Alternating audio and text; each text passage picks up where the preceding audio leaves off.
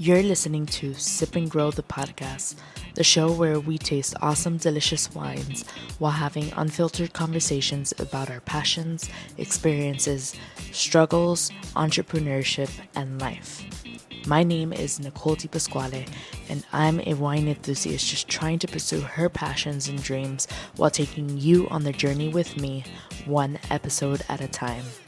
My ultimate goal is to not only bring you wine knowledge and value, but also inspire you to enjoy your process and journey in pursuing your passions and dreams. Because guess what? The person you become while enduring the process is more important. So sit back, grab a glass, and let's sip and grow together.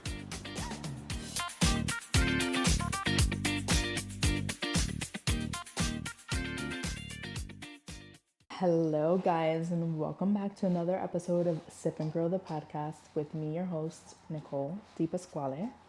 I am here today with Titus, my puppy. He's on the right side of me. He is not on camera, but if you hear anything interesting, it's him chewing on his toys. But anyways, today I'm excited because this producer I originally found in California. I reviewed it on my TikTok in 2023. And it was a Manos Negras Malbec. I don't remember the vintage off the top of my head, but I remembered I really, really liked the producer and the Malbec for the price point. It was like phenomenal. I also like the Malbec grape, so like if you're not a Malbec drinker, then like I get it. But I found this one in Vintage Liquor Pinecrest. I'm a little nervous, and I'm going to tell you why. I'm a little nervous because it's a 2014 Pinot Noir. I don't think I've had that old of a Pinot Noir before. And if it was like France, I wouldn't be nervous about it. But like, I'm a little nervous because this one's from Mendoza, Argentina. So I don't know. We're not, Nicole, you have to try the wine. This is why we're here. We're here to try the wine. But it's a 2014 vintage. The producer is called Manos Negras.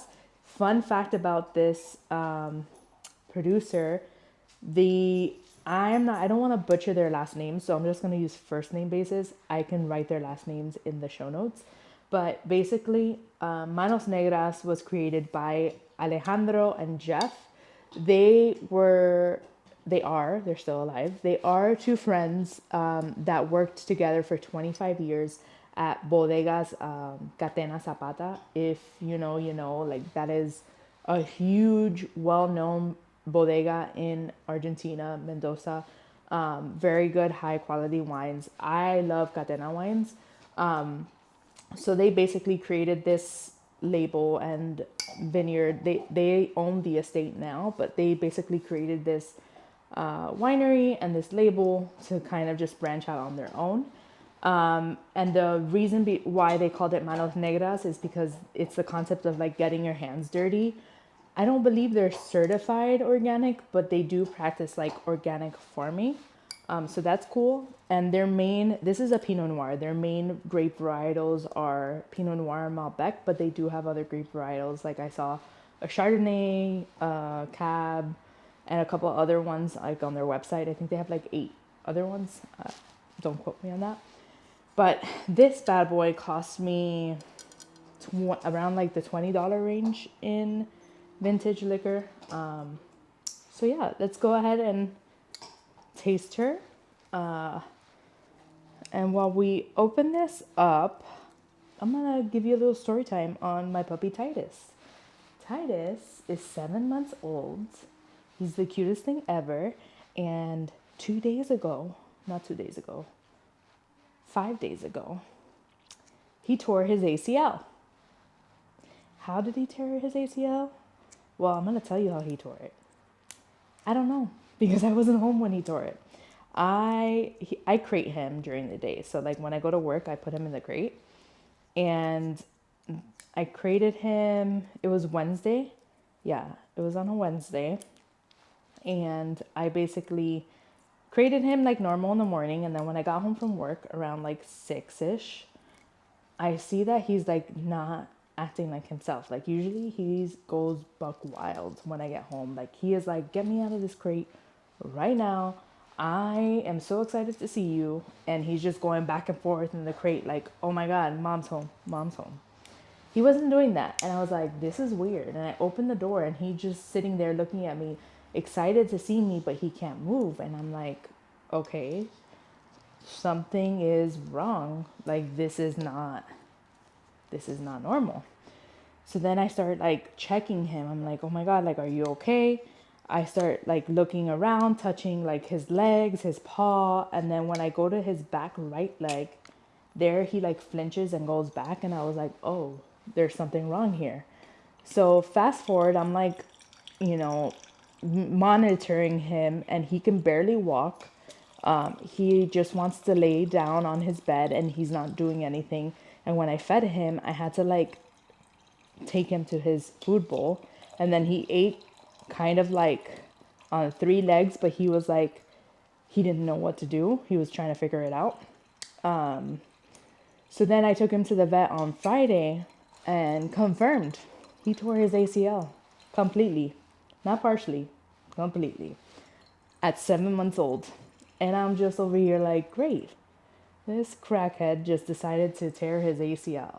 I mean, he didn't decide, but like, I'm just like, now this puppy needs to get surgery. Like, what's going on here? What is this? Which I'm still researching it because we still don't have the surgery scheduled. But I'm just like, I started laughing because I tore my ACL. I tore my ACL, MCL, meniscus when I was 25.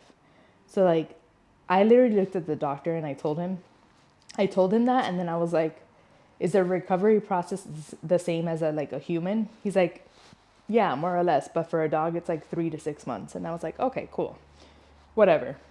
Which, excuse me, oh my God, which for a human it's the same, but my recovery took a little bit longer because I also partially tore my meniscus and they had to like suture the meniscus. So I couldn't walk for like the first 8 weeks. I wasn't allowed to walk just because I couldn't put any weight on that knee because the sutures needed to heal in the meniscus. So whatever. We're dealing with that right now, but anyways, I love him to death.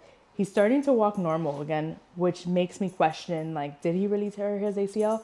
But I think he did because he doesn't fully put weight on the right side, but we'll see. I'm looking into options and trying to get that resolved as soon as possible. But anyways, let's go ahead and try this Pinot Noir, this 2014 vintage Pinot Noir. Already looking at the color, it has like a very nice garnety color, which is telling us that she's aged. She's a little bit older. Oh,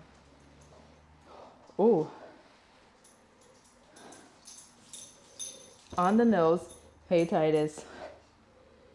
On the nose, I'm getting like very berry forward notes, but like almost like dark red berry notes, like cherry, plum, and spicy like black pepper coming through. Let's go ahead and try it.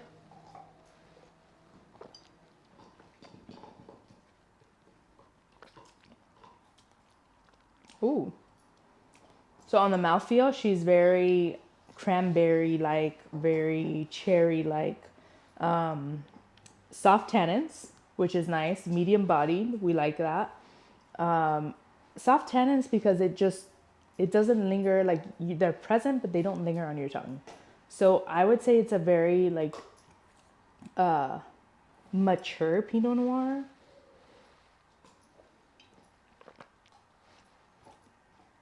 She's definitely ready to drink right now. I would almost drink her with like anything like pork loin, chicken, mushrooms. She has like a very earthiness to her, which I really, really like.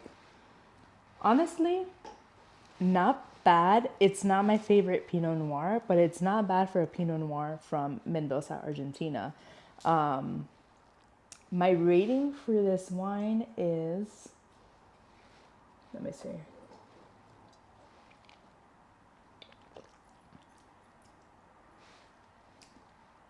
I'm going to give her a 7.5 out of 10.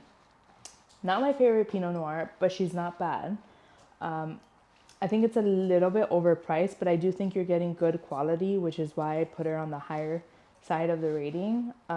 Just because it doesn't taste like, I don't know, it just doesn't taste terrible.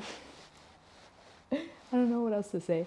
Like, that doesn't make it sound bad, but she's not bad. I just think she's a little overpriced for it being from Argentina, and like, I don't know, if I'm paying for an Argentinian wine in the 20s and 30s, she has to be kind of good. Like, there are Zucardi wines and Catena wines that I've paid $40-50 for, and like, they're phenomenal, right? So like, I can get a really good Zucardi at the $12 range, and I can get a really good Zucardi at the $30-40 range, but their reputation like precedes them. This is, I think, the same concept. I just don't know if I would drink a Pinot Noir from Mendoza. Like, it's not my personal preference based off the fact that I've drank a Pinot Noir from France and from California. Like, in California, I'm so particular with Pinot Noirs from California. You guys already know why. Just because I am biased and I love Emeritus vineyards, but it is what it is. Anyways, if you guys get to try this out, please let me know what you think. I am super curious to hear your thoughts. And yeah, I hope to bring you more couch series coming soon. And I can't wait to see you all in the next episode. And remember, drink your wine tonight. Tonight, I didn't want to drink a full bottle, so we just Coravined her, you know? We're trying to be a little healthier during the week. So this is the reason why I did this. And also, like, I don't have anyone else to like share this bottle with right now. So I'd rather save her for like later in the week when I get together with some people. So anyways, cheers guys. I'll see you on the next episode.